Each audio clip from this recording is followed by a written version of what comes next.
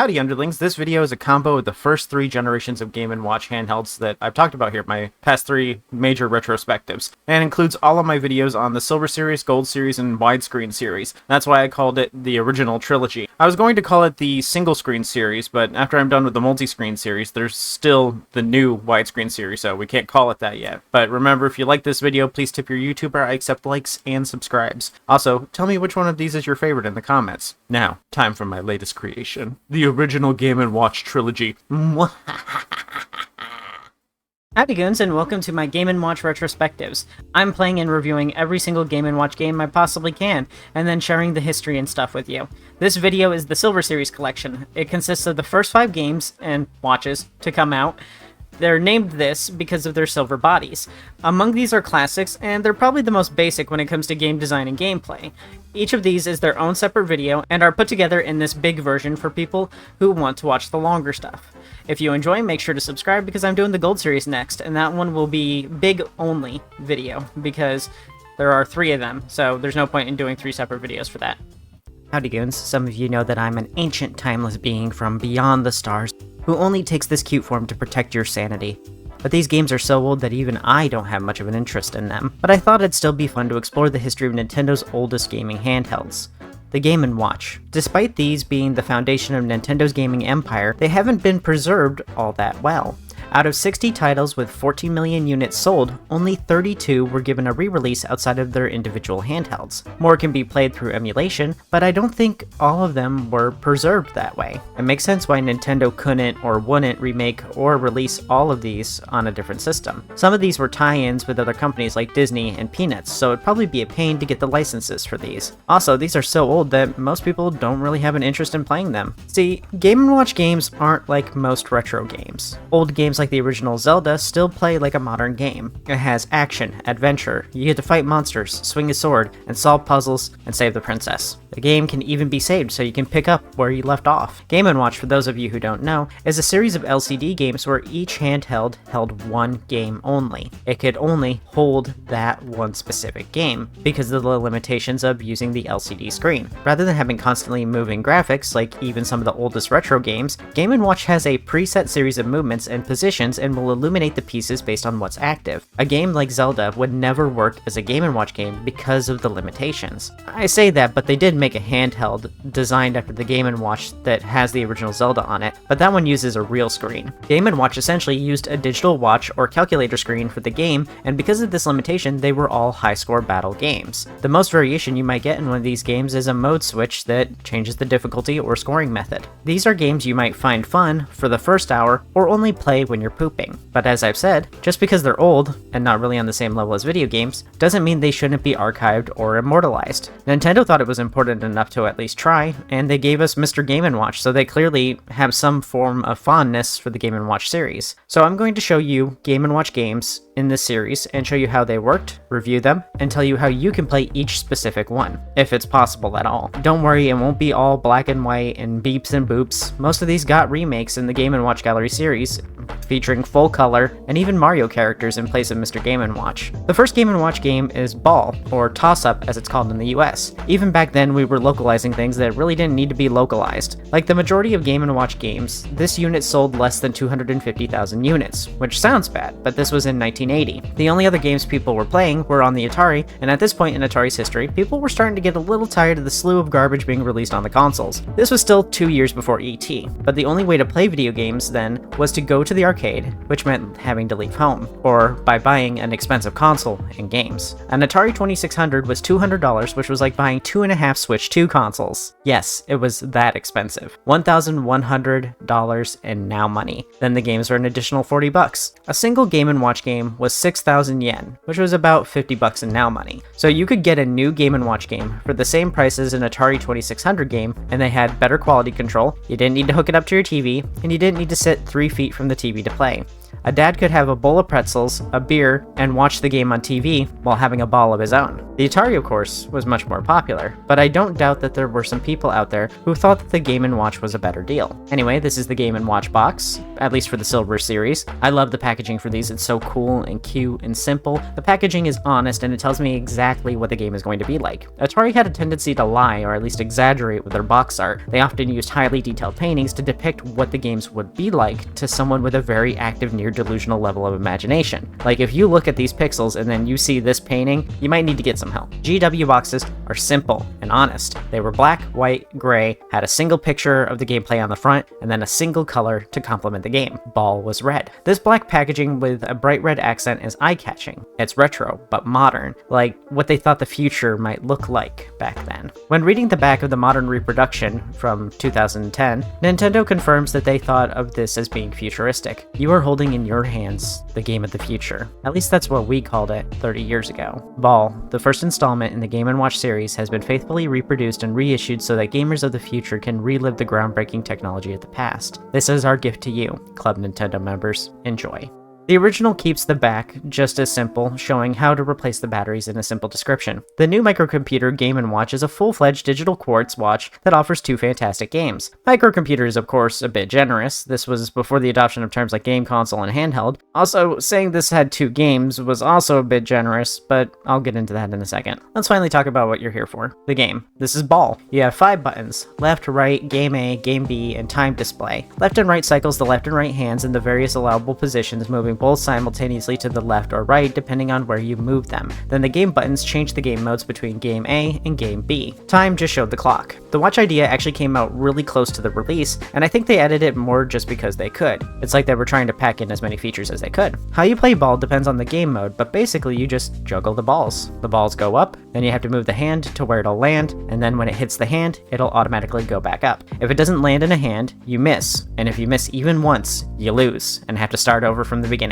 In game A, you have to juggle 2 balls and get a point for each ball tossed up. In B, you juggle 3, and for each ball caught, you get 10 additional points. The difficulty of this game is going to come from the same difficulty you get with all Game & Watch games. Since the character and balls don't move more than a few frames a second, you can't even really call these frames, but because they aren't actually animated, it can be hard to judge when things are going to land. There'll be many occasions where both balls appear to be in the same position and look like they're going to land at the same time. So you go to catch one, but miss the other. It can be very frustrating, which is why I like the Game Boy remake so much. These run at 60 FPS, so you can see which is going to fall first most of the time, and they can be more generous in the timing by some of these games extending the timing window to collect things. Ball is unfortunately one of the few Game & Watch games that didn't receive a remake, so in order to play it, you'll need to buy the reproduction handheld from Nintendo that came out 15 years ago on secondhand stores like eBay. These are still plentiful and cheap. You can even find the originals on Japanese auction sites for close to their original price, just, 50 to 60 bucks. But there wasn't a video game re-release outside of the cameos in games like Game Boy Camera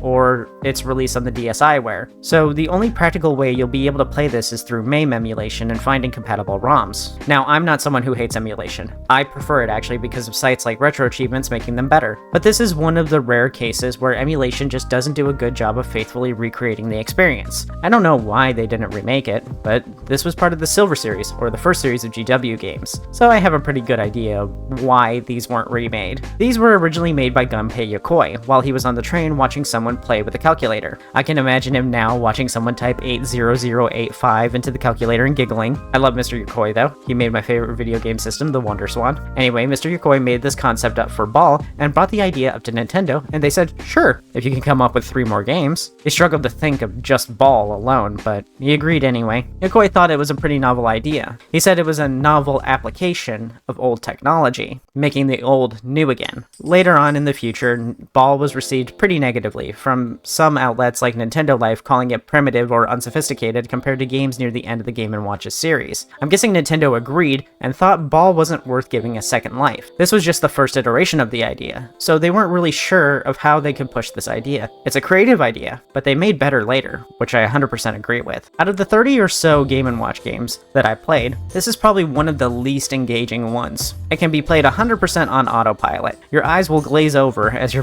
pressing left and right. The The only difficulty change is speed and an extra ball, but the games are already short. Most of my plays of Ball lasted less than 5 minutes, and I was done. But of course, I dropped this one faster because I didn't have it portable like Game Boy games or the original. But if I had an original or a reproduction, I think I'd like it more. I think the appeal of the Game & Watch isn't in one game, but instead a collection of them. Picking them up and playing them, swapping handhelds when I get bored of one. I can imagine myself having a little basket of these little suckers sitting right next to me, and I just dig around and pull out whichever one is closest. Yokoi was ahead of his time, despite this one being one of the less positively received games in modern times. While everyone at Nintendo was pushing hard for newer, more expensive hardware, he suggested using some slightly outdated stuff and cheaper button batteries. This is in part why it was so cheap to produce. Old LCD screens, small cheap batteries, very few buttons, and a small thin slate-style device. It wasn't advanced. It was hardly practical. A new application of old tech, which is exactly what he was shooting for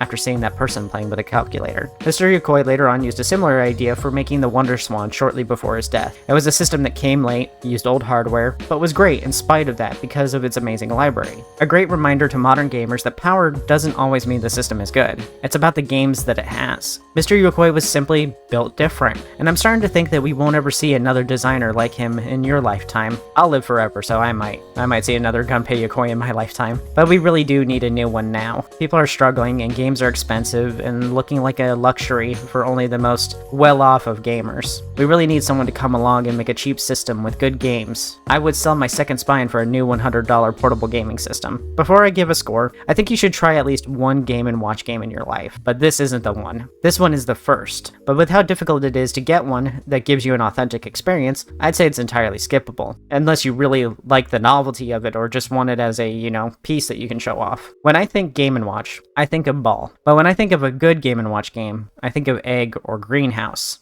Compared to those, Ball is pretty far behind. What I'm trying to say is, Ball is the first Game & Watch, and it definitely plays like it's the first one. I can't see myself playing this one ever again unless I somehow got a physical one. It's clear Nintendo doesn't want us to have this one either, as it wasn't remade into a collection, and when it was remade, it was only offered through Club Nintendo or the DSi shop, which is now shut down. If they were really proud of this one, they would have made it more available like they did with Game & Watch Gallery 3 on Switch Online.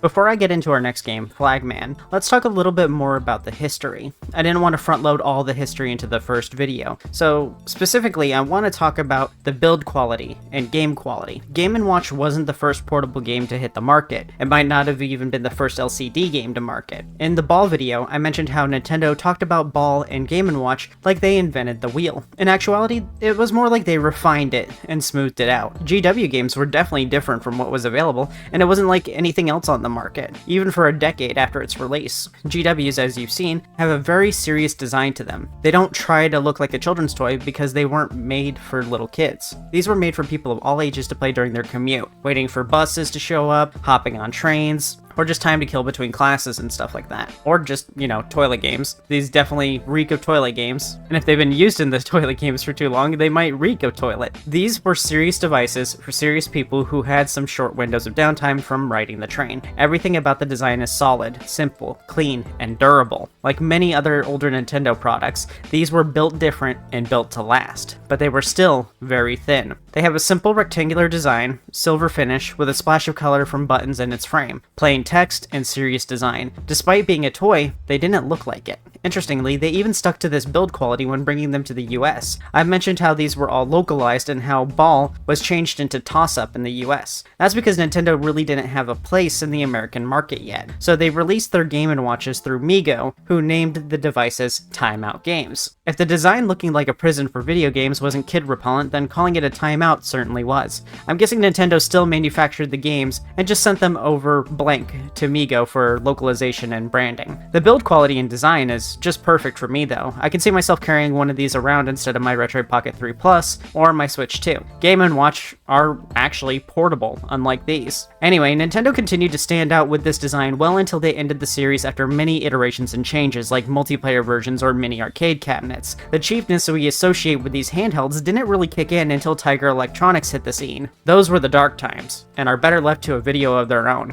If I can ever find one, these hunks of garbage used to be everywhere, and now I can't find even one at a yard sale anymore. Game & Watch Flagman.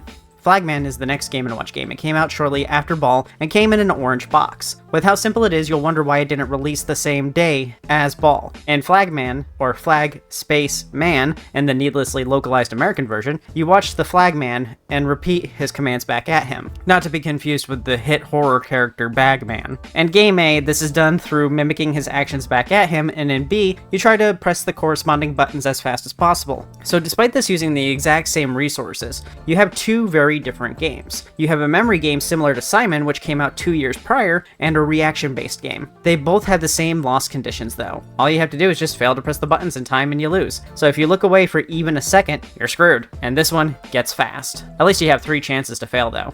In the physical version, you have 7 buttons. 1, 2, 3, 4, Game A, Game B, Time, and I didn't mention this last time, but ACL. It resets the data like time and scores. The number buttons, of course, correspond to the number displayed by the Flagman. He shows you the number on either a flag or on the bottom of his grippers. I can't believe that he's showing us his dogs for free like this. Filthy. This feels weirdly fetishy in 2025. I guess they didn't really have the foresight they thought they did. Maybe I've just been on the internet for a little too long.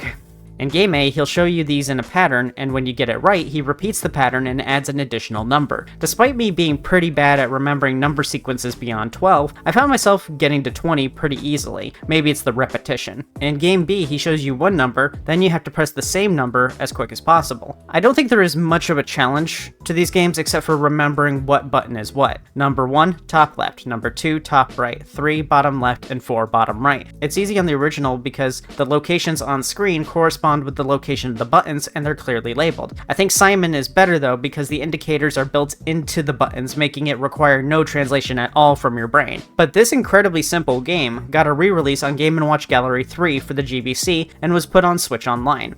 Was anyone really specifically wanting Flagman? Because I definitely bought a $500 gaming handheld just to play a less colorful Simon.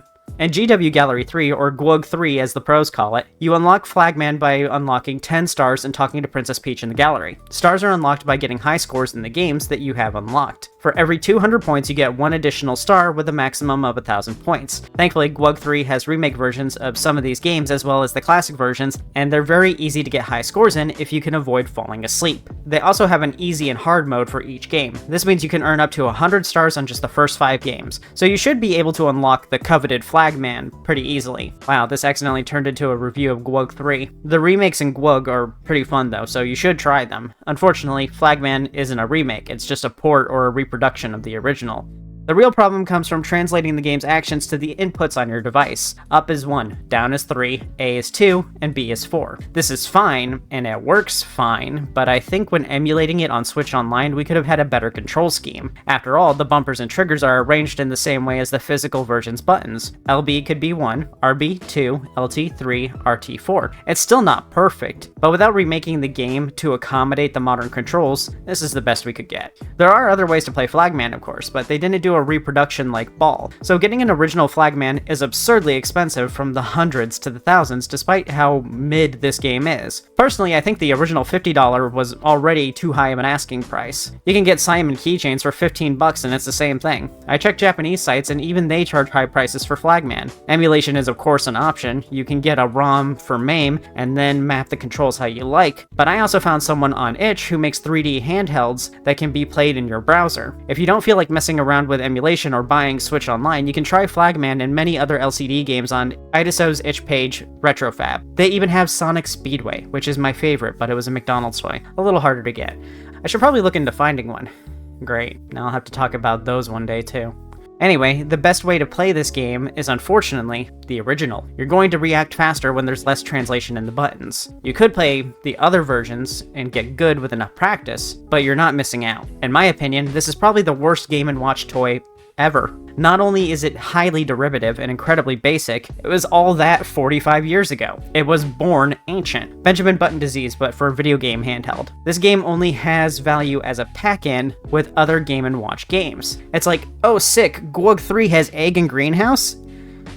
Flagman is there too, I guess. I'm might play that a couple of times. I don't recommend giving anyone money just to play this, as its value is purely historical. If Nintendo made a big anthology of all their games and didn't include Flagman, I'd be upset, but I'd get over it pretty quickly. But they should include it just for the sake of completion. Also, please make a Game & Watch Gallery 5 or Mega Edition with remakes for all of them, even if you don't feel like making modern versions. I need to be able to make a child go into full cardiac arrest when I tell them this was gaming 50 years ago. But don't waste your time with Flagman. You watch the game here, that's the full experience.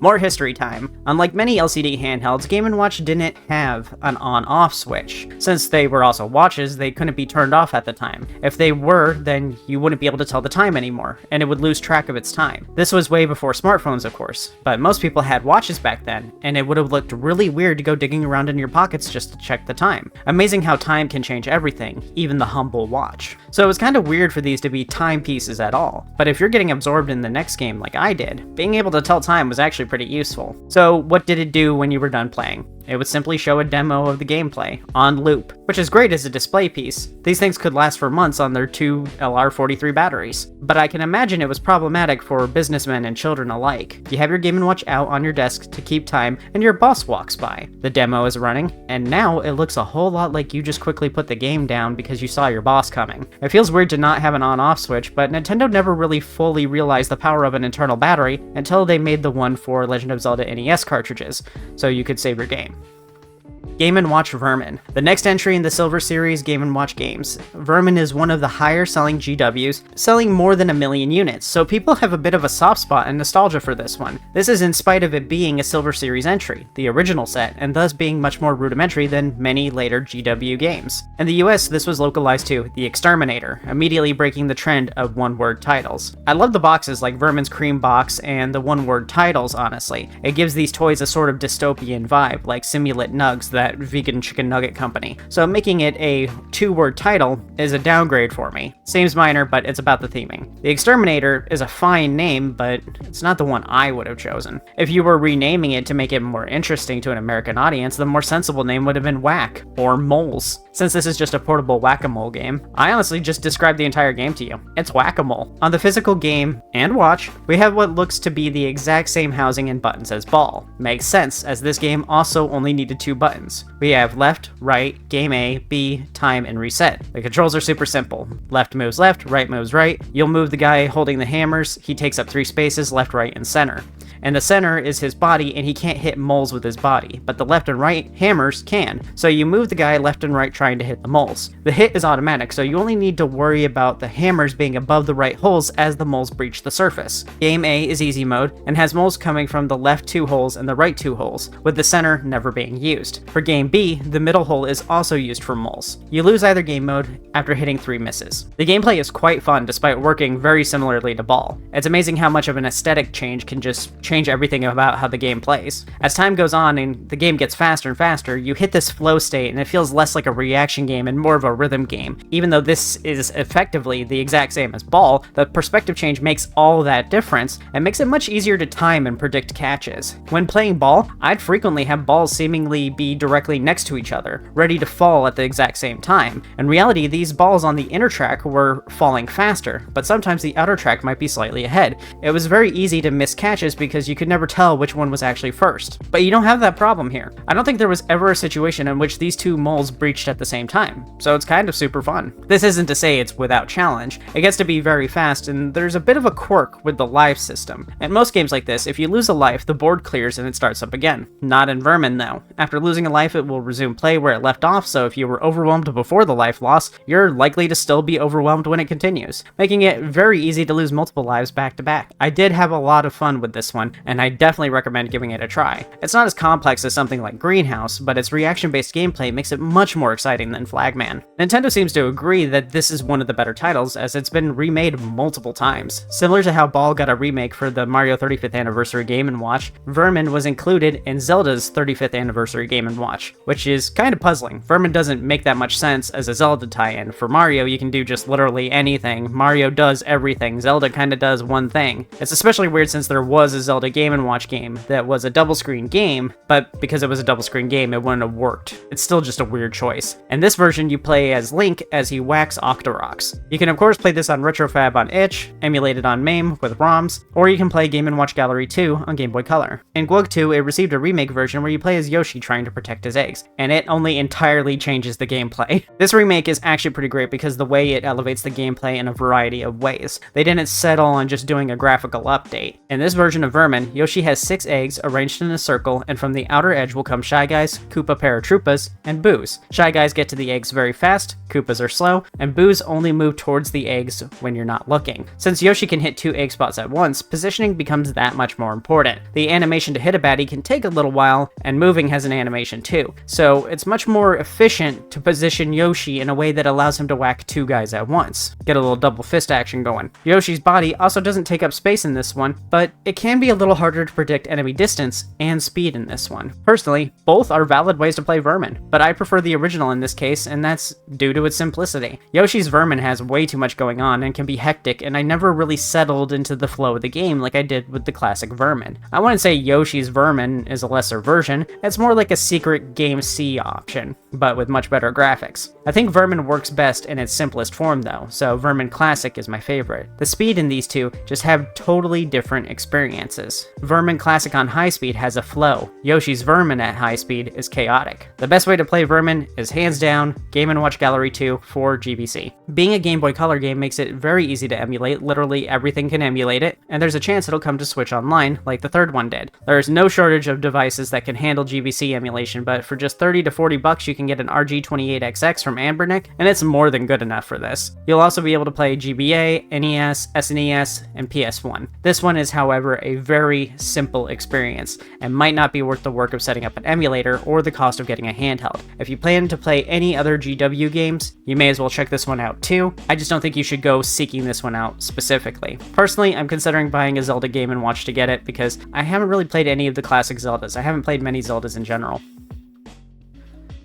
It's history time, once again. You might look at the Game & Watch and how Nintendo's talked about it and think it was destined to succeed from the very beginning, but in reality, there were a lot of opportunities for this to fail or just never exist in the first place. Had Gunpei Yokoi not rode the train that day and saw the businessman fiddling with his calculator, had that businessman decided to be more patient, then Mr. Yokoi would have never thought of the toy. But even the pitch to the president of Nintendo at the time, Hiroshi Yamauchi, was a chance meeting. President Yamauchi's chauffeur had called in sick that morning, so Mr. Yokoi offered to take him into work that day. Mr. Yokoi took this chance to pitch the Game & Watch to Mr. Yamauchi. It just so happened that Mr. Yokoi wasn't just driving Mr. Yamauchi to work, but was taking him to a business meeting with Sharp's CEO. There, Mr. Yamauchi and Sharp's CEO discussed the idea, and not even a whole week later, Mr. Yokoi got to pitch his calculator toy to Sharp, a calculator company. Sharp at this time was in a war with their competitor Casio, the watch people, and this led to both sides having a massive surplus of calculator parts. If any time was the right time for the Game & Watch, it was now. Sharp's CEO really liked the idea, but instead of taking the project for themselves, they handed it over to Nintendo's second research and development team, who was working on the Color TV game. It was basically an Atari-like home console that had built-in controllers.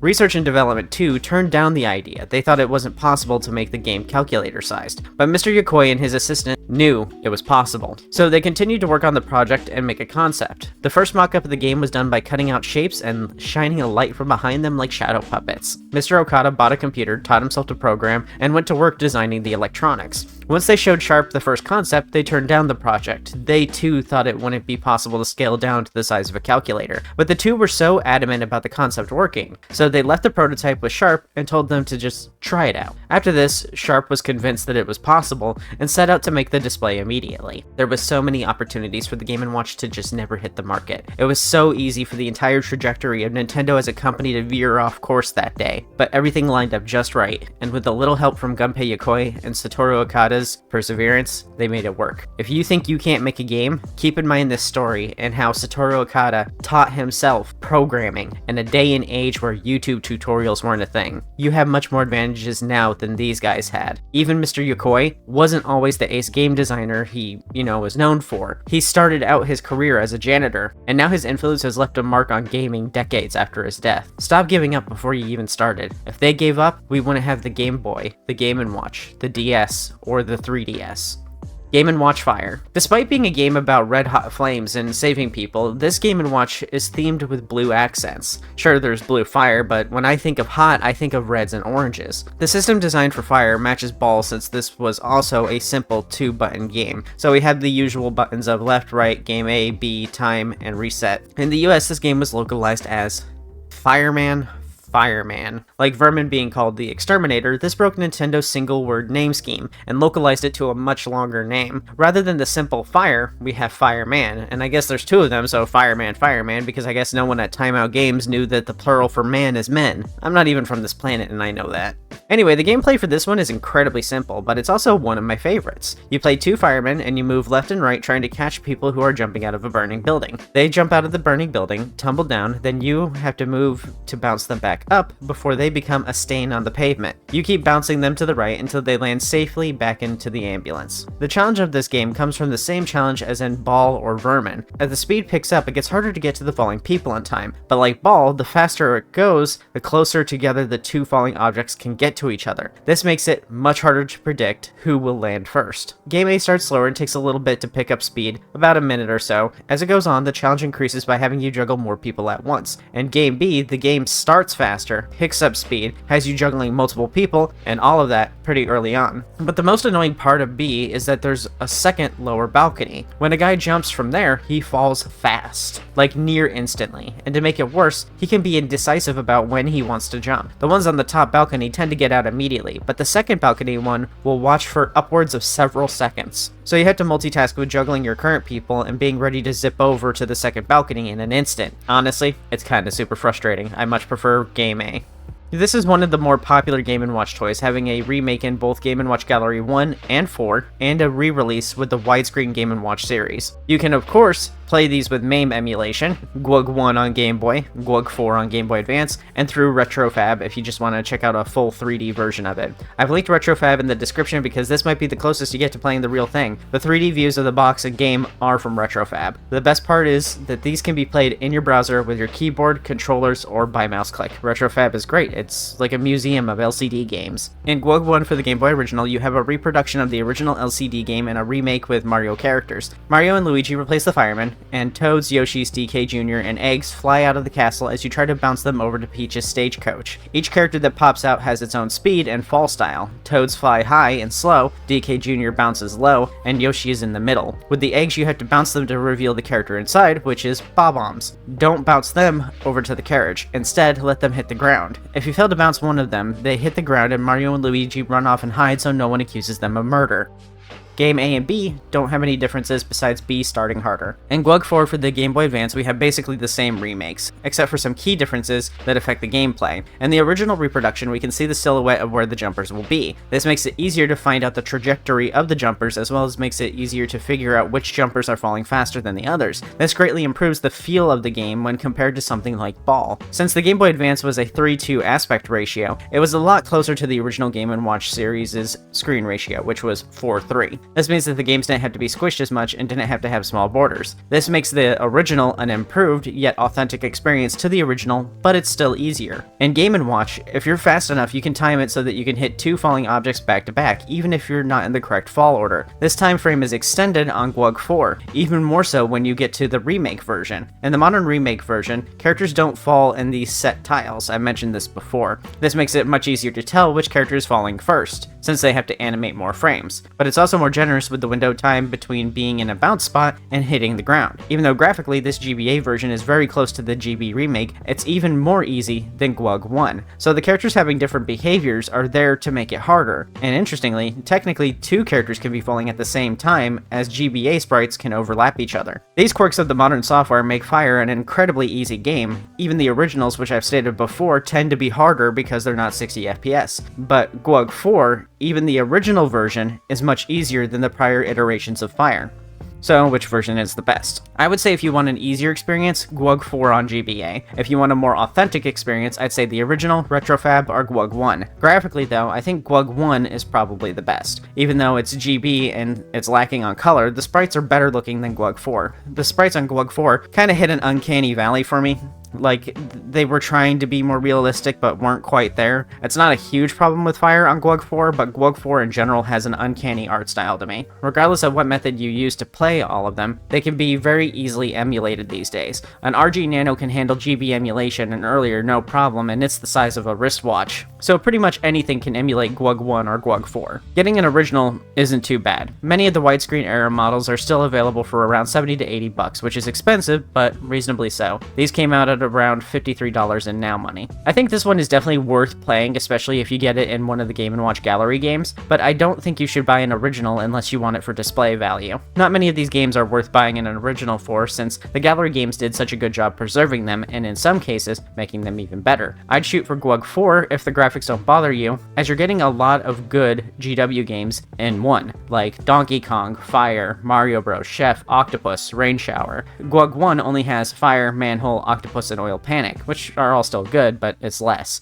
GWG 4 has much more, and if you want it physical, it's probably easier to find a copy of GWG 4 than GWG 1. The Silver Series is capped off with Judge, a multiplayer versus game which goes on to inspire the versus machines that we'll see 4 years after the Silver Series. Game & Watch Judge. Interestingly, Game & Watch Judge came in 2 different colors, a green version and a purple version. The green version has a bug with how score is kept, and the purple version fixes that. I'll explain that when I get into gameplay. But despite these 2 versions having a huge difference that affects the playability, both color versions have the same model numbers. So the only way to be able to distinguish the non-working one versus the working one is the purple color. Another interesting quirk is, thus far, all of the Japanese Game & Watches have used English to refer to the functions, including on the device itself. That's because in Japan, the use of English to refer to games and computers made them sound more computery and cool. It also makes things sound more modern. Judge appears to be the first to incorporate Japanese on the devices. The Game & Watch logo and game name are still in English, but the buttons hit and dodge are in hiragana and kanji. The top button says tataku, which means hit. Now, all the pictures I found of this one are small, and I can't read the second button all that well, but it looks like nigeru, which means to run away, or in this case, dodge. So that makes sense, that's probably what it is. We also have Game A, Game B, with Japanese below those that say one hito, and the kanji next to it I don't know, but one hito and two hito mean one person and two person, so I'm guessing it has something to do with the amount of players. But that's because the game has a versus game that you can play against another person. Time and reset continue to be in English. So the way this game works is there are 2 judges, you on the left and your opponent on the right. Above your head, on the sign, a number will show, then you have to press hit if your number is equal to or greater than your opponent. If you land a hit and you were supposed to, you'll get points. If you dodge and you were supposed to, you'll get 2 points. Game A is you versus a computer, and Game B is 2 human players. You'll both hold the device, with player 1 holding the left half and player 2 holding the right half. Now, the scoring issue that green has is that the player who dodges would only gain 1 point instead of 2, and the other player would receive the 2 points. This means that in the green version, players are being punished for being good at the game. This is a pretty bad bug that makes it kind of unplayable. Good thing that they fixed it, but regardless, the game sold poorly. Less than 250,000 units were sold. It's probably because this game isn't as self-explanatory when shown to people. When you show someone ball, they easily understand that you juggle. In Vermin, you obviously whack moles. Fire, you save people. And Flagman, well, I don't really think Flagman is self-explanatory either, but you just slap memory game on the box and people will get it. I tested this by asking someone if they could explain to me how these games worked by just looking at the system. So, how do you think this game is played? I think you push the button left and right and you catch the balls using A, I think. Yeah, so, yeah, the game is about you catching the balls. You got that. How do you think you play this one? You press the number of flag that he's holding up. Yeah, that's one of the game modes. That's close enough. How do you think you play this one? Go left and right and whack moles that are coming. Yep, you got it. How do you think you play this one? You move left and right and bounce the children falling out of the burning building onto the ambulance. Yep, you got it. And how do you play this one? If it helps, these say hit and dodge on both sides. At all? I don't know what. So, you can't figure out how you play this? No, what the fuck? Just give me any idea that you think it could be. Whack each other? Kind of, that's part of it. And whoever hit together the most wins? No. Okay, I'm gonna tell you how it works. If your number is higher, you press hit. If your number is lower, you press dodge. Oh, Were you able to, would you figure that out from looking at the box? absolutely not. No. Okay, now what if I told you that the box does not tell you how to play that on either side of the box? Would you want to buy this game? No. Would you- Mostly because it looks a little racist. because they're all black. That's just the limitations of the calculator thing.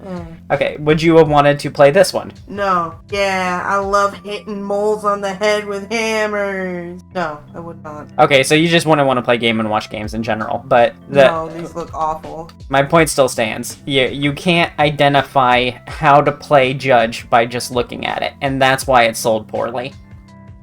See what I mean? The average person isn't going to be able to tell how to play Judge based on the box. Smith even figured out Flagman, even though that one is a little harder to guess too. So if Nintendo didn't put how to play these on the box, how would you ever know to play this and whether you wanted to buy it? Of course it sold poorly. As for localization, I don't see any mention online of it being picked up by Migo/Timeout Games, which also probably impacted its sales. Retrofab, which is pretty good about showing alternate countries' boxes, doesn't show the American box here, so I'm just assuming it didn't come to the US. Gameplay-wise, this is not a fun game. It kinda sucks. Playing against the AI is hard because it's much faster than you. You'd have to play it for quite a while to get used to it. It's like a worse version of rock, paper, scissors, like they took Jonkin and added more steps to it. The only way to play this is with another human, and good luck getting them to try it. I imagine that experience going very much like when you try to get your friend to play your favorite fighting game with you, but you know all the tricks already and it's their first time. No one is coming out of this game without some bruises and hurt feelings. As for releases, out of the 4 Game & Watch galleries, it's only in the third one as an unlockable for 20 stars. Pretty easy to get, and something cool about it is that you can link it up to another Game Boy and play against a friend in it. But you can't play it local on the same device, despite having enough buttons to do so. In GWG 3, it's just a reproduction, but there isn't anything they could do with this to make it a good remake. So I'm more happy that it's at least somewhat preserved. If you're hurting enough to play it, you can play GWG 3 through emulation or Switch Online, DSiWare, MAME, and Retrofab. The best version to play is the original or the Retrofab version. Unfortunately, because GWG 3 doesn't have local multiplayer on it, it can't be the best version. So the Game Boy reproduction just makes it the worst version of it because it's lacking features over the original. The original didn't need a link cable to play Versus, but on the Game Boy Color, I have to have 2 copies, 2 Game Boys, and a link cable. Come on, that sucks. In my opinion, this game isn't interesting enough to bother seeking it out. My Switch Online ran out, and I didn't bother renewing it immediately just so that I could play it. I did a couple days later to play Lion, but anyway. So as you can see, I've been playing it on Retrofab. Even if they were to re-release this, like they did with Ball, I'd first ask, why would you re-release that instead of one of the good ones? Then proceed to buy it anyway so I could say I own it. Then grimace at it every time I walk past in my home as it collects dust and I feel shame for having bought it, but you know, I can't keep myself from buying it because like,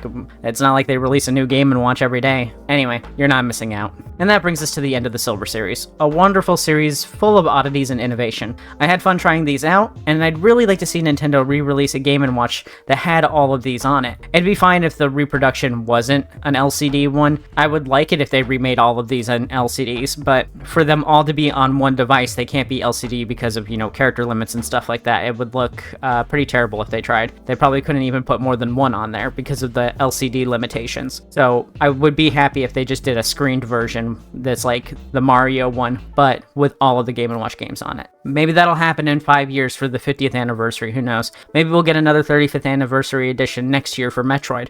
Who knows? The world is full of surprises and good games can come from anywhere. Even a calculator.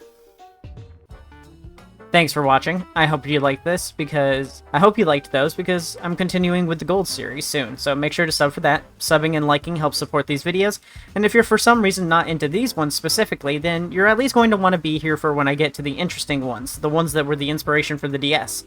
The vertical and horizontal multi-screen games. The Silver Series shows that innovation can surprise us and bring us good games from something as simple as a calculator or watch. That humans are always down to play a game on anything they can and will bend the functions and wills of these tools just to make them work in such a way. Basically, everybody's so creative. Wow! In the Silver Series, Mr. Yokoi wowed the world with an incredibly tiny game that told time and could run for months on 2 LR43 batteries. He turned the simple calculator into a world-changing gaming handheld. Not only did he change the present, but the Game & Watch paved the way for the future and helped set Nintendo's name in stone as the premier handheld games company. They've never been the most powerful, but Nintendo routinely reminds us that it's about the games, baby. And boy did the Game & Watch have games. And watches. So what was the revolutionary big change? What made Nintendo go, it's time time to start a new era in games and watches. An alarm clock. Kidding, it was more than that, of course. It couldn't be just an alarm clock. It was an alarm clock, color backgrounds, and a stand for display. So yeah, it was kind of just an alarm clock. That was the big new deal, and now it's in gold. Wow. You might think that the alarm wasn't that big of a deal, but Nintendo thought it was noteworthy enough to have an alarm bell on the box to signify this series. That, or they were huge fans of Taco Bell. Relatable. Game & Watch Manhole. The Gold series was a hit pretty early on, with the first 2 games selling more than 1 million units. It definitely helped that these were not only good games, but that the Silver series set a quality standard that Japanese gamers loved. This series features color themes that are pretty dark and muddy, and that makes it hard to tell what it is for me because colorblind. And Dootin in particular makes lots of colors much darker for me, so dark colors paired with Deuter Anomaly makes the dark colors even darker.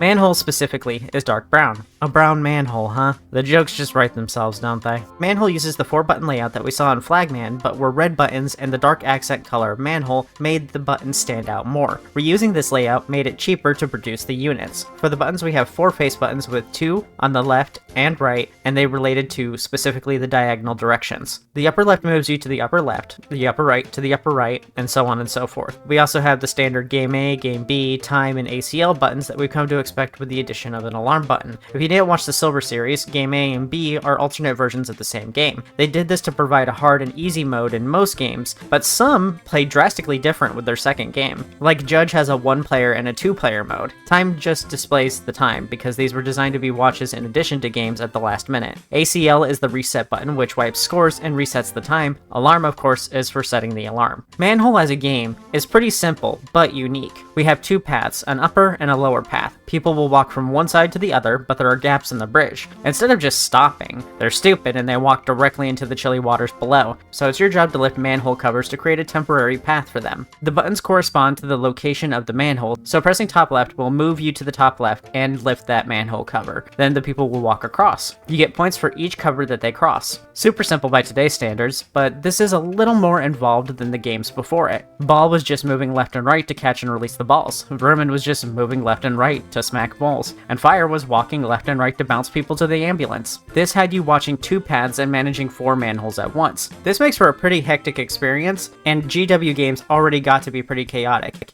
You've definitely never handled this many manholes at once. Manhole is a pretty popular one, and so it was remade pretty early on. Nintendo remade it for the new widescreen version, which boasted a much larger screen compared to the originals. Manhole was remade for Game & Watch Gallery 1 and 4 as an e-reader card, as a DSiWare game, and in WarioWare Gold as an unlockable. You can also play the originals on Retrofab and Etchpage, where the creator made digital 3D versions of the handhelds. Considering that the price for the originals on eBay can go over $100, the Retrofab version is the closest that you'll ever get to playing the real thing. So I've linked Retrofab in the description. It's very cool, you can even see the boxes. It's almost like you're actually holding it. If you're new to my Game & Watch videos, then get ready for a treat, because not all Game & Watch games are black and white with simple beeps and boops. In the Gallery series for Game Boy, Game Boy Color, and Game Boy Advance, we get reproductions of the originals alongside full-on remakes featuring new mechanics, color, and music. These are genuinely a treat. Before these videos, I wasn't into Game & Watch at all, but playing the Gallery series has made me really want to talk about them. So in the first Gallery game, we have a reproduction of the original. This is just a sprite-based version that tries to be as close as possible to the original. Usually these versions are much harder than the remakes, which feature faster gameplay and higher frame rates, as well as their new mechanics. But these ports are still hard, and in some cases are harder than the originals, and that's the case with GWG 1's port of Manhole. If you watch the Silver series, then you might remember my button translation issue with Flagman, or if this is in the future, and you remember me playing Egg/Mickey Mouse, there's a layout problem, just like that. The buttons on the physical version are direct input, meaning pressing up right means Manhole Guy goes to the upper right spot immediately. But in GWG 1, we're playing on a Game Boy, which means no diagonal buttons. So to hit bottom right, you need to press right then down, or down then left if you're at the top left. This might not seem like a big deal, but it does waste precious fractions of seconds. This might not be noticeable on a lower speed, but as the game speeds up, you're praying for those fractions of seconds to come back. They alleviate this a little bit through A and B being diagonal swaps. So if you're top right and you press A, you'll zip to bottom right. This works,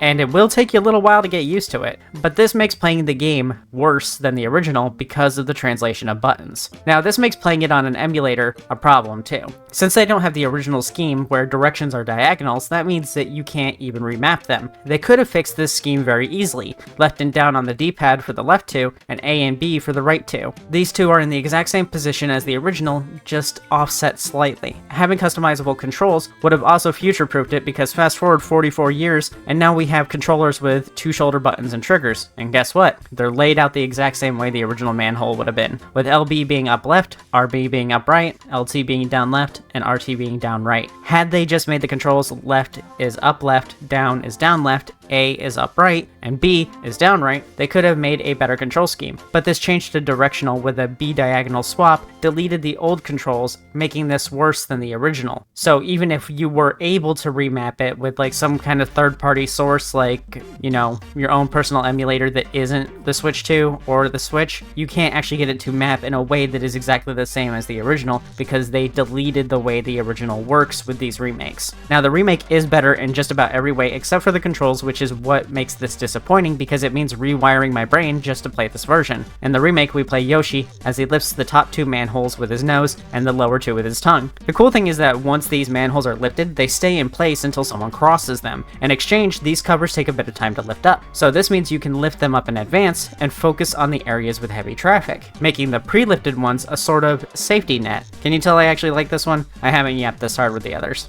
Anyway, you have Toads, DK Jr., and Mario crossing the bridges. Toads are slow, Mario is very fast, and DK Jr. is somewhere in between. Should a platform not be up, they'll fall into the water below, but they take longer to fall in than the original by doing a silly cartoon, "Oh no, I'm falling to my very painful death" animation. This gives you some time to quickly get over there and raise the platform. The closest thing the original has to this is that the frame a person steps onto the cover, they are safe. You can move the manhole, and they won't fall, they'll just float. Which begs the question, if they could float, why the hell am I even here? Is the check for this that good? Game A is easy mode and Game B is hard and fast mode. We love going hard and fast on manhole. I'd wink if I knew how. This plays like a dream on Game B. It goes very fast and I feel in control the whole time, until it comes time for a diagonal swap. My brain just isn't trained for this yet and I mess it up every time. It's still a fun time even if I suck at it.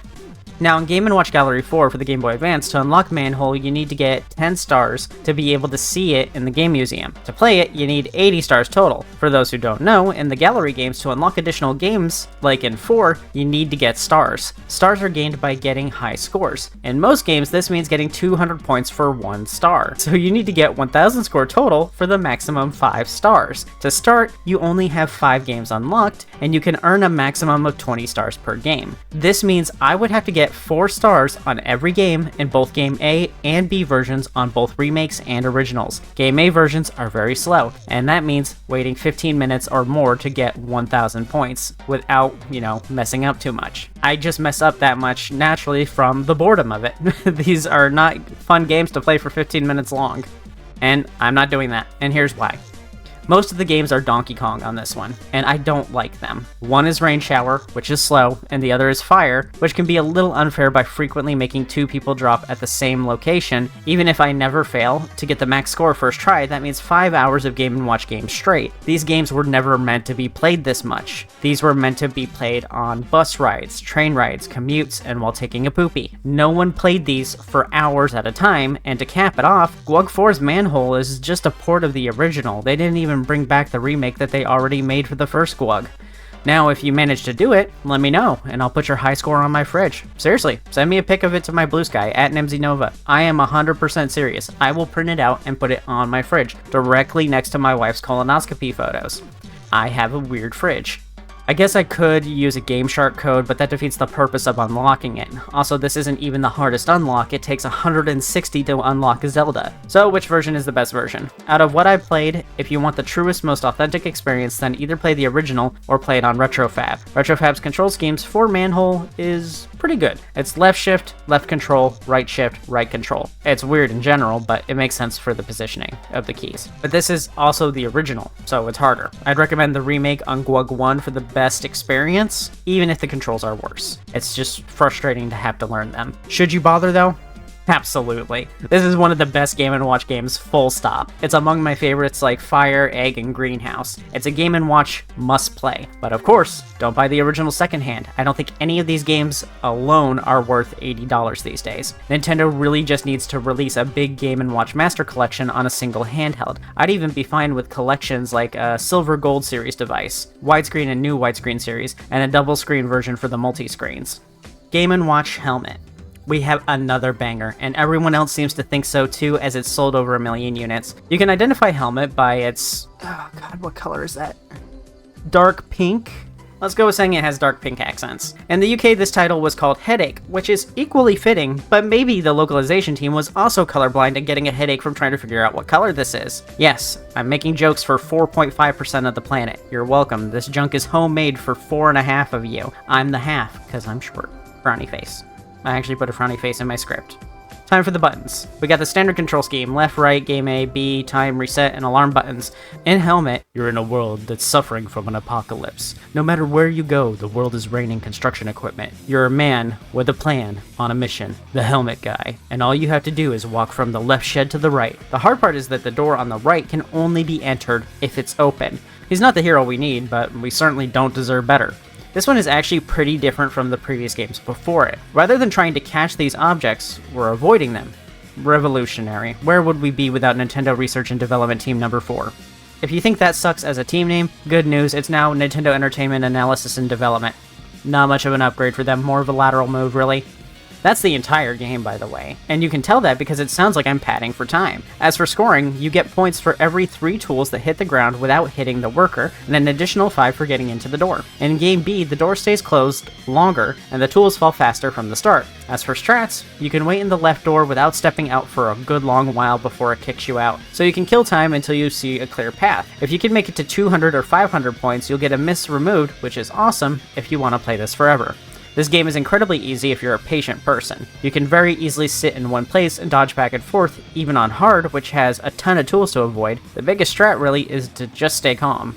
Helmet also got a remake in Game & Watch Gallery 2, where you play Mario as he does the exact same thing as Helmet Guy. It's much easier in some ways and harder in others. This one strikes a good balance. For one, being a Game Boy Color game means that the screen ratio is nearly 1:1, a square. Game & Watch are wider. This makes modern Helmet have a much smaller play area. It doesn't help that the object sprites are also much larger. The objects also fall at varying speeds depending on the object, and there are multiple areas where you'll need to avoid hammers, spiky balls, Podoboo. That's what he's called, Podoboo. Podoboo is like such a great name. Where was this guy in Mario Kart World? Cannons, springboards, and thwomps. You can always tell where an item will be dropped because of the guy dropping it up top. This one is still much easier than the original because, repeat after me, it's a higher frame rate. They did put a lot of work into remaking this one, so I really appreciate how hard they went. They didn't have to go this hard, but the screen space is just too claustrophobic for me. If you want more points, they even added power-ups and a P-switch to make collectible coins appear. It's pretty fun, I just really don't like square screens for this specific kind of game. It made me consider getting an RG Cube specifically for Game Boy games. I wrote this before I got the RG Cube. I have the RG Cube now. Well, the XX version. Yes, I bought it because a Game & Watch game made me want it. So what's the best version? Again, RetroFab for the original. Gwug 2 is a more engaging experience. Helmet does have a little bit of historical value because it's a move for Mr. GW and Smash. Most of these are. But who's buying 100 handhelds just to own a physical version of Mr. GW's moveset? That's silly. And maybe you should have your credit card taken away. Anyway, this one is just fine. It's enjoyable enough, but it's not in my top 10. It's perfect for a collection, because I would never want it on its own. Game & Watch Lion.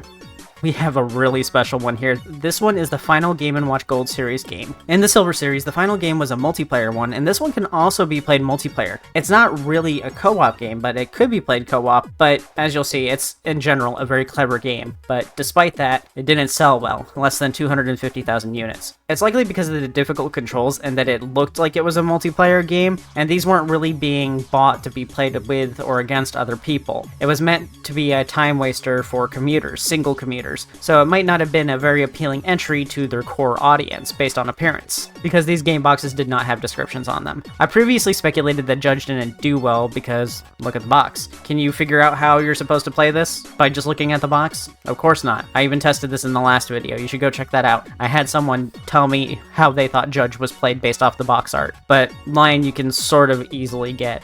Left side has an up and down button, right side too, then our usual buttons. Left side buttons move the lion tamer up and down, trying to keep the lions from escaping. On the right is the same, but with a different tamer. The lions will move about the cage and try to leap out of the holes in the cages. This can of course be played single player, and that makes it pretty challenging, but it can easily be played by 2 people together. Challenge is increased further by the lions being able to fake you out and pretend they're about to leap out. Game A gives us 2 lions, and B, a 3rd lion. Alone, this game is miserable. It's hard. It's annoying. It requires a special brain. It requires you to be built different. I imagine it's better on the real game, but even in Retrofab's excellent reproduction, this is a total annoyance to play. Controlling 2 characters at once has never felt good, except in The World Ends With You. Here, it's kind of just a total pain, and there's no fun here. Thankfully, we can play it elsewhere, like in Gwug 3, meaning it's on the Switch and GBC. It takes 30 stars to unlock, so it's not too difficult. This version is just a port, so you're not missing out by not playing this one. I was kind of annoyed because I had to play a lot just to unlock it, and it's not even a remake. So let's talk about it as a co-op experience. It totally trivializes the game. It cuts the cognitive load in half and makes the game kind of boring. It's clear they wanted this to be a challenge for one person to play both. There isn't an indication anywhere that they would expect you to try and play this with another person. Playing it co-op would technically be cheating, but I don't care what you do. The best version of this is going to be whichever one you can get. There isn't a difference between this one and the original, except for a slight control issue. Up and down on the D-pad for the left character and A and B for the right one. This makes it a little harder to play on the Game Boy, but you do get used to it. You're also not missing out by not playing this one. In my opinion, it's a pretty frustrating and annoying game to play. It's a little early to call it, but if I made a tier list, this one would be a solid D for dumpster. And that's it for the Gold Series. It's a little short-lived. These were released over the course of January, February, and April 1981, and I think it was so few because they were gearing up for the Widescreen series, which is next. The Widescreen series didn't actually widen the screen, it just made the entire unit much larger. They were reaching the limits of what they could do with small screens and limited sprite space. So you're about to see a huge jump in quality, and even a few cameo systems like Mickey Mouse and Popeye.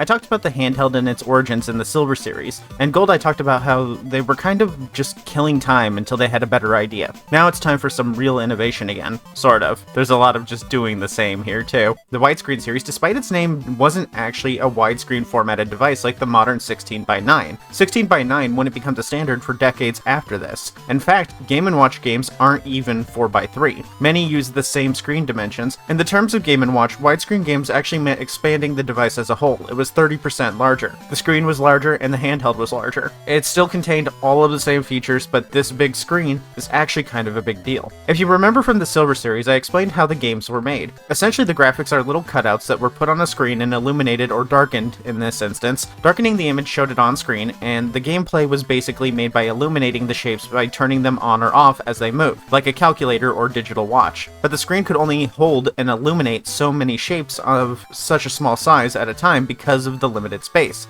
By making the screen larger, they could provide better images and more visible graphics. This also made the playfield larger, which meant more complex designs. It was around this time that the Game & Watch was beginning to hit their big stride. They were very comfortable with this technology, and they knew exactly what it was capable of and what it wasn't capable of. This led to some of the best Game & Watch games out of the entire lineup, and other companies were starting to take notice. Cameo systems first came out in this generation with Mickey Mouse, Popeye, and Snoopy. Nintendo was pumping out bangers, and everyone wanted a piece.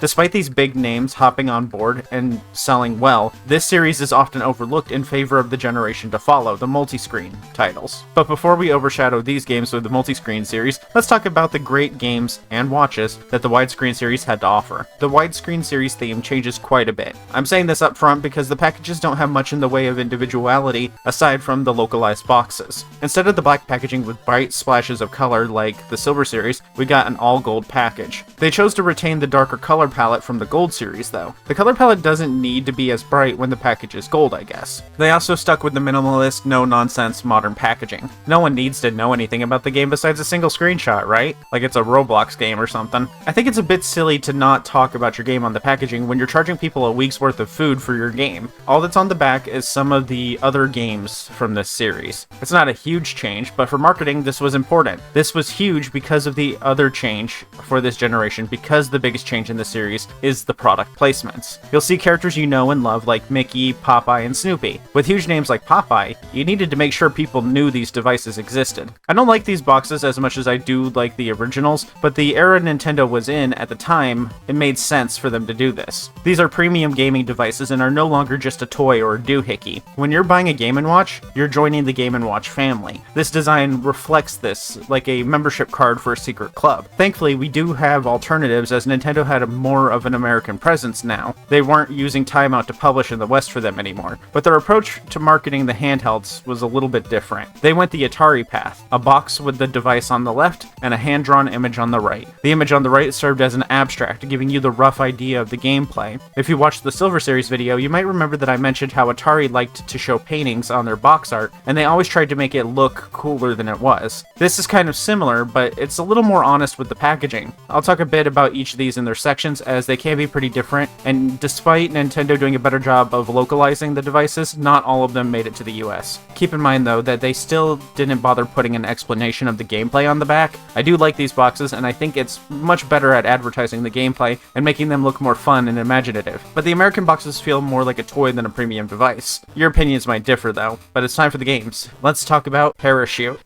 Parakeet? Pair of shoes? No, Parachute. The first game in the Widescreen series, and it's mostly more the same kind of thing that you'd expect from the other systems by now. You play a guy in a boat who's catching parachuters jumping from a helicopter. Failing to save one results in them being eaten by a shark, and giving you a miss. You have 3 chances to get as high of a score as possible. The controls are your standard controls for Game & Watch at this point. Left, right, game A, game B, time, reset, and alarm. For the majority of Game & Watch games, these are the controls, so I won't be mentioning the left-right controls again. Gameplay is similar to Fire from the Silver series, but rather than bouncing, you only need to catch them all. Just like Fire though, we have a sneaky little guy who gets stuck in the tree. It's hard to predict when they'll fall out of the tree, and sometimes this gives the game cheap wins against you. Thankfully, you only encounter them on game B. Like in games like Ball, there are tracks that the objects fall on, and the innermost has the least frames. So falling parachuters on the right only have 5 frames to fall through, whereas the leftmost have 7. Pay attention to their tracks as well as their perceived speed when playing. The box art for Parachute is one of the better ones. Since Nintendo didn't explain how to play their games on any of the boxes, this was the closest that we got to a description. Some might think that including art like this is dishonest marketing, but unlike Atari, they put an actual picture of gameplay next to it so you know what it really looked like. So you had the real game on the left, then you had the abstraction helping you imagine what the game was like.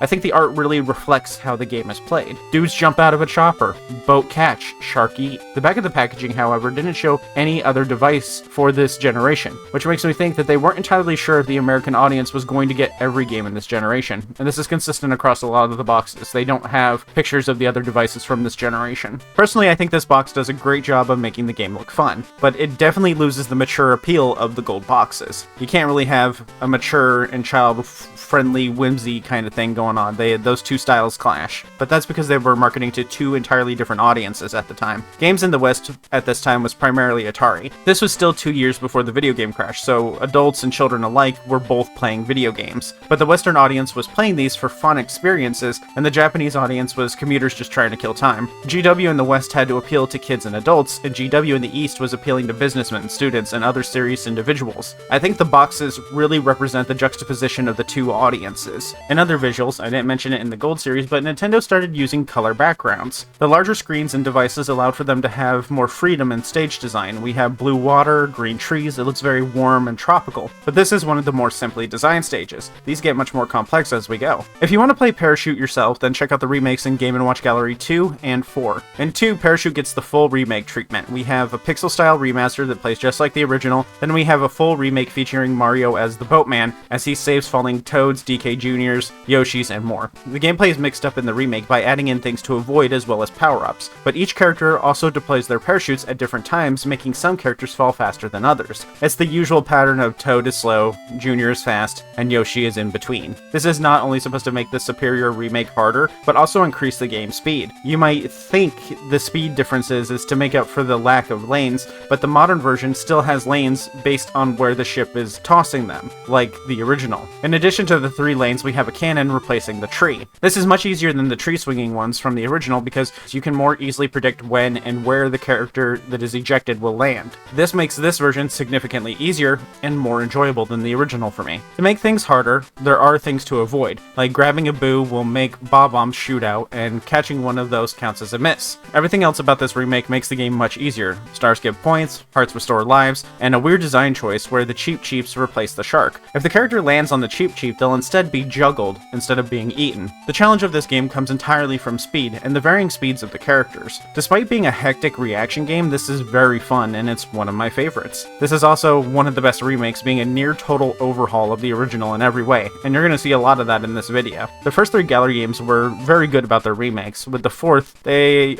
added more games but got lazy on some of the remakes. Speaking of which, Gallery 4 has the most GW remasters in it, including a remaster of Parachute. This remake, however, takes a very long time to unlock, and it's not even a port of the remake, it's just the original. So if you want the best of both worlds, just try GWG 2. What's the best way to play? 100% the GWG 2 version. It has the original, of course, while also being an incredibly fun and fast-paced game that's oddly forgiving for a Game & Watch title. I played the Game Boy and Game Boy Color games on my RG Cube XX, which is perfect for this. The games nearly fill out the screen perfectly, and it feels like a very tailor-made experience for me. This is also probably the biggest you can get this screen portably without a massive device, currently at least. Is this one worth trying? Yes and no. The remake is a truly great remake, but the original kind of reeks and is boring. If you want to try the original, so you can do it on Retrofab, link in the description. Basically, someone made a bunch of 3D reproductions of classic LCD games, and you can play a simulation of it there. If you don't want to go looking for the ROM and download it and get all that stuff ready, this is the way to do it. You can test it out before you go and,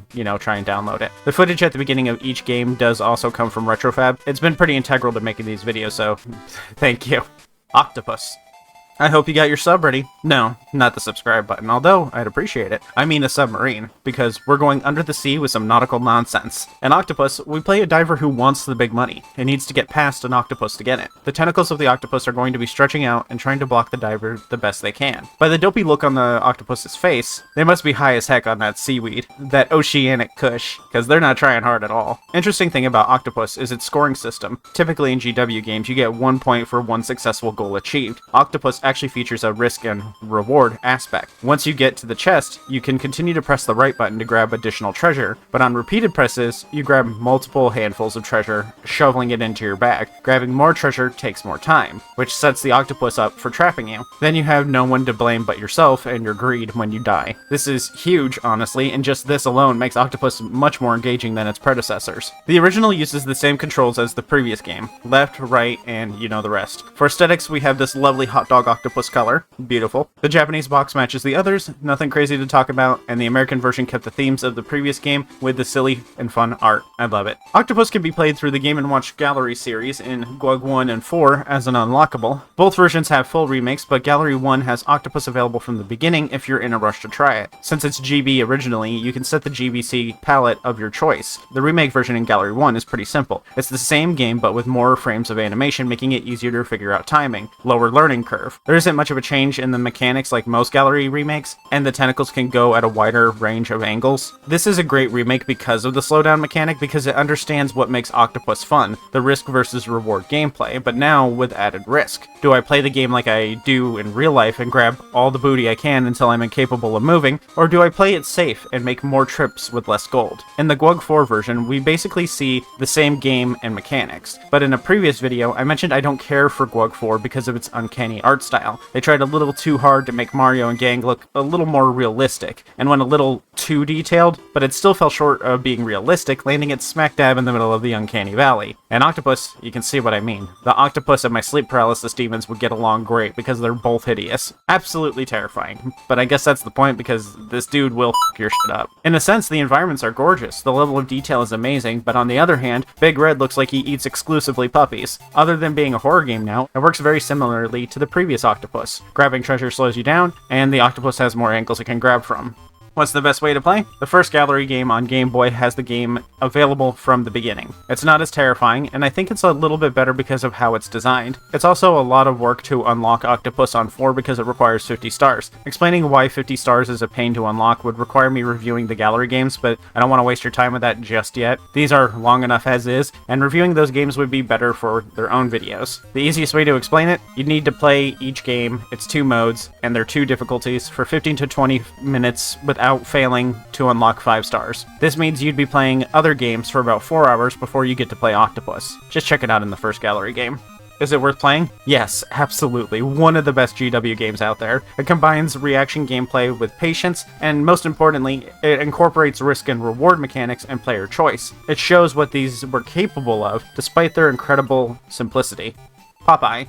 This is an extra special entry because this is the first crossover in the Game & Watch toy line. In Popeye, you play Popeye, and you and your sweetheart Olive Oyl, your bestest Goyle, are planning a trip. Olive is standing at the top left and tosses you down various things you'll need for your trip, like drinks, fruit, and of course, cans of spinach. This on its own would make for a pretty standard and basic Game & Watch game. This is essentially how Parachute works. But to add to the difficulty, you have Popeye's nemesis, Brutus, who is later called Bluto, coming in trying to whack Popeye. On the left, he swings with a hammer, and on the right, his fist. In Game A, Brutus only appears on the left, which the manual says is easier. In Game B, he jumps from left and right, making him harder to avoid. But Game A is kind of harder, since this works like Parachute. The tracks have different amounts of images. The bottle lane only has 5 images, and the can lane has 7. Brutus's attack animation is only 3 frames. The frame is active, and the second is mid-swing, and the third frame is the one that you get hit on. This means that you only have 2 frames to react to Brutus's swinging. If he's only on the left in Game A, that means you have more time spent in one of his swings, giving you less time to line up and grab the bottle. In reality, the only frame that matters in Game & Watch games is the final frames. So while it might seem like you have less time to react, you only need to worry about that final frame for both getting hit and collecting. This isn't the most involved GW experience, but it's definitely an interesting one. Normally in GW games you either collect or avoid, but Octopus showed that integrating both can improve the experience greatly. But personally, I think that Brutus swings a little too fast and he's an absolute bastard and I hate him and I wish a cold, lonely death for him. You'll find yourself rapidly moving back and forth, first to try and catch the bottle, then moving away to avoid the hit, then flicking back to catch the bottle. This is the first game to incorporate flicking. Can't believe I'm going to have to use an aim trainer just to get better at Popeye. But since there are so few frames, it's difficult to judge the timing. That's a standard GW experience, honestly, trying to get used to timing between the frames. As you might imagine, licensing issues can make remakes and remasters difficult. Popeye isn't available in any Nintendo remaster. Instead, to play today, you have 3 options: MAME emulation, G&W handheld emulation, and RetroFab. So unfortunately, you're not going to get a 60 FPS Mario remake with any of these licensed ones, even though they could easily swap Mario with Popeye, Peach with Olive, Bowser with Brutus, and the objects with mushrooms, coins, and fire flowers. Then they could add stars to make Mario temporarily immune to Bowser's attacks, and Bob-Omb items to avoid. The closest you get to a remake is the colorized palette on RetroFab. This version is also the premier version because you can set the speed of the game, see the boxes up close, read the manual, and get a full 3D model of the device. Speaking of the boxes, Popeye's box art has to be the most accurate one I've seen thus far. It's literally just the game, but colorful.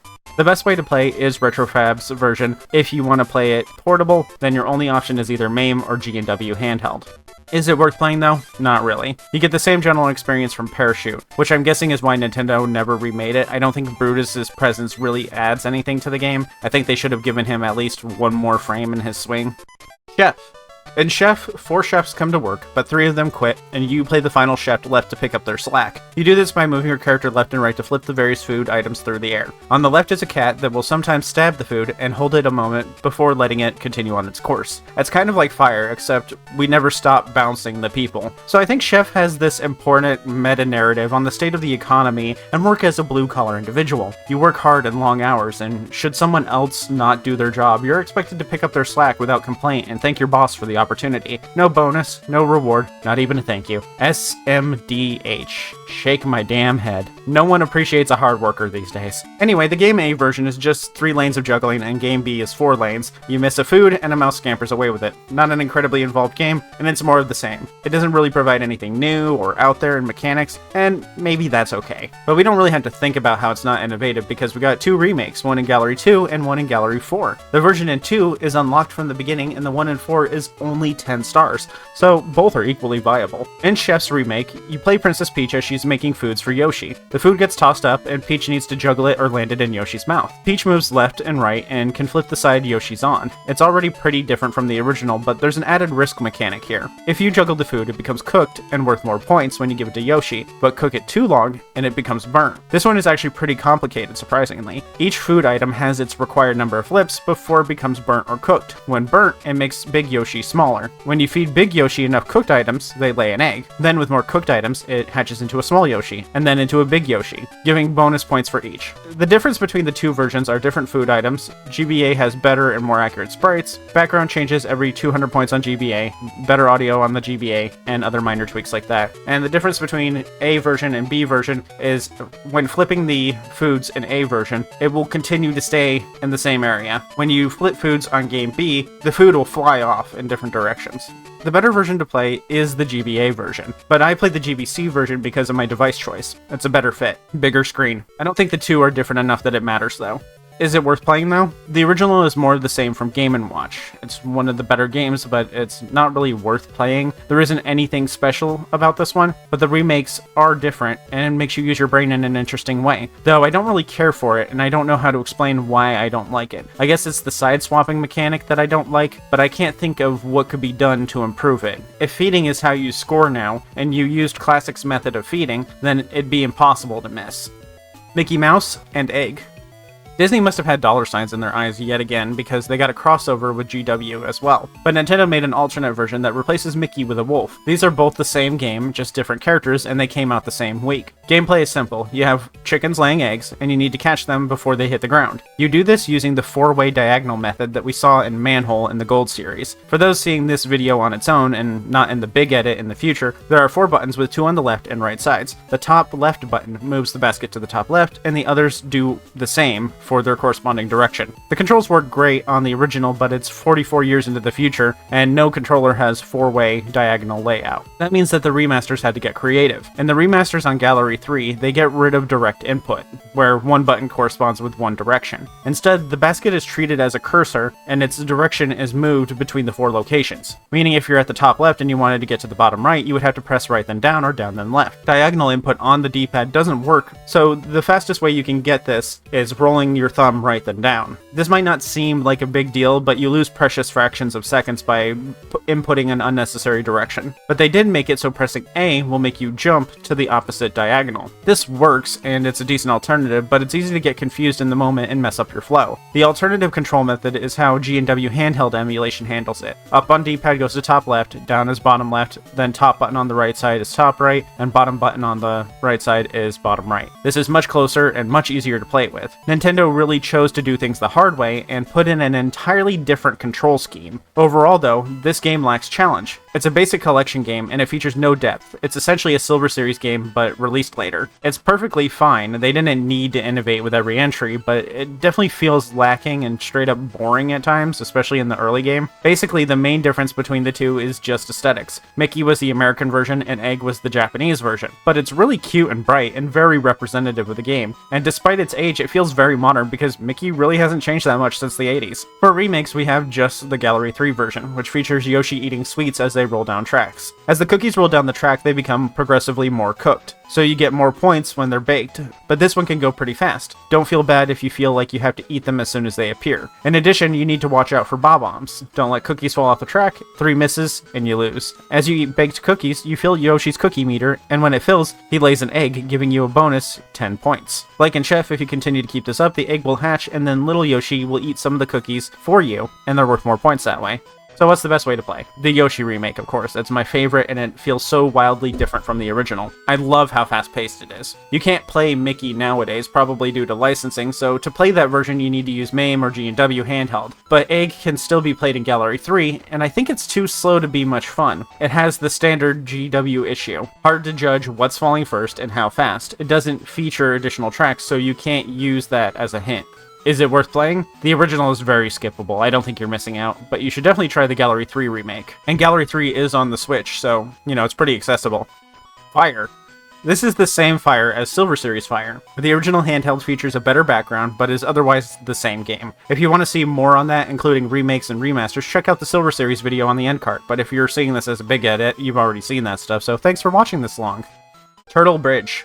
It's exactly what it sounds like. You cross a bridge made of turtles. You play John Game & Watch and you need to hand deliver a package to the other guy on the other side of the water. But the only way across is using the turtles as stepping stones. The turtles are surprisingly chill with this, but don't stand on them when the fish gets close, otherwise the turtle swims down and leaves you to drown. It's a relatively straightforward game made difficult by the package recipient leaving at random. This leaves you with bouncing back and forth on the turtles until he gets back. Once you do hand it over, you have to run back to the beginning to grab another package. If you remember Helmet from the Gold series, this is essentially the same game, but the tools are replaced with fishies and turtles, and it's flipped on its y-axis. It's pretty cool how a simple perspective change can entirely change how a game is played. Overall, this is a pretty simple game that can get pretty challenging. It's not one of my favorites, and it can be a little frustrating. It really makes me hate turtles, but I really like the appearance of this one. The color background is the most involved of what we've seen so far, and it really sells the game. But the handheld itself has dropped the metallic appearance and went with a design I would call NES controller-like. Aesthetically, it stands out quite a bit from the rest of the series, but breaks the design theme that's been established from the 16 previous devices. The box is also different by breaking away from the gold boxes. For remakes, we only have one, and it's in Gallery 3. Thankfully, it's available from the beginning. This also means that it's on the Switch, so it's easy for most of you to play. In it, you play as Toad, and you have to cross a bridge made of seagulls. Let me Google the name of the seagulls real quick, because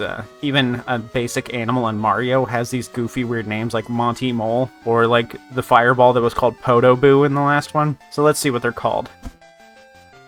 Goonies. I love a good goon. Anyway, you play Toad crossing a bridge of gooners to deliver a package to Peach. As you cross, balloons come up to the gooners for them to peck. To add to the depth a bit is a middle section of the board that has 3 clouds with coins on either side. The coins are worth points and you can hop on the clouds, but they disappear after a moment. This one actually gets pretty complex too. You get points for delivering the item, points for getting back to Mario, and points for coins. Each time you make it back to Mario without failing, he gives you an item worth more points. The balloons also come in different colors that move at different speeds. As you get more points, the stage elements change. The stone platform turns into a platform that disappears after a countdown, then falling donut platforms that fall immediately after jumping on them. The trick is to hop on the block, then hop onto a cloud, and wait for the perfect time to cross. It's a pretty easy game to get perfect scores in. It was my first 1000 point game. The best version to play is of course the Gallery 3 remake. There are bad remakes, but so far we've had nothing but good ones. This version of Turtle Bridge is one of the best GW games hands down. It's fun, fast-paced, and a mix of reaction and logic, and it can be pretty stressful. It's a good mix of what makes the franchise fun to play, but the classic version lacks all of this, so it's one of those ones that are better looking back on it. So, is it worth playing? The remake is. The original, eh. Fire Attack. Oh man, this one is a little culturally rough. You play as a cowboy, and you are being attacked by indigenous Americans. They're trying to light your tower on fire with torches by climbing up or throwing them. You need to press one of 4 directions to hit the torches away with your mallet, or to hit indigenous people over the head with your mallet. I'm as surprised as you are. I didn't look this one up before I started writing. Thankfully, GW games don't have dialogue, otherwise this probably could have been worse. The game is a simple 4-way diagonal game. It kind of works like whack-a-mole. Game A has people coming at you from bottom left, right, and top right, and Game B is all 4 directions. Once you reach 200 or 500 points without misses, you get a short temporary bonus where hits are worth 5 points. It's a really basic game, and it's just okay. Another Silver Series style entry. There is something different about it, though. In all the Game & Watch games before this except Octopus, every interaction has been automated. In Vermin, for example, you need to move the player character left and right, and when the mole hops out, the exterminator automatically swings and whacks the mole. In this, you need to not only move the player to the correct location, but time when you hit that by hitting the direction again. It's a small change, but it makes the game much more involved and better. In a sense, it makes the game harder too, but it's a good change overall. More player control is almost always a good thing. The background is also really nice looking. The packaging is, well, look at it.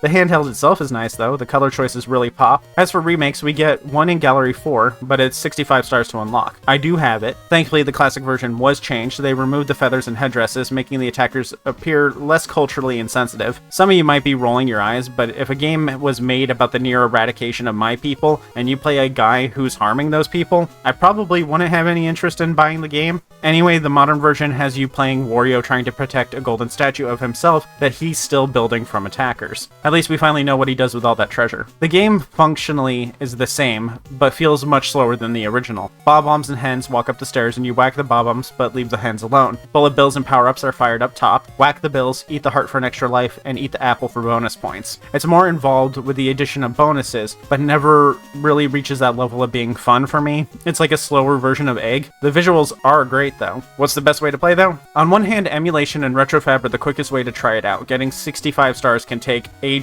on Gallery 4. But I do think the remake and remaster are better and less It's kind of a toss-up. Do whatever you think is worth it. I'd skip it, but overall, I don't think it's worth playing. Race stuff aside, it's still not a great Game & Watch game. It's basic even for Game & Watch. Snoopy Tennis.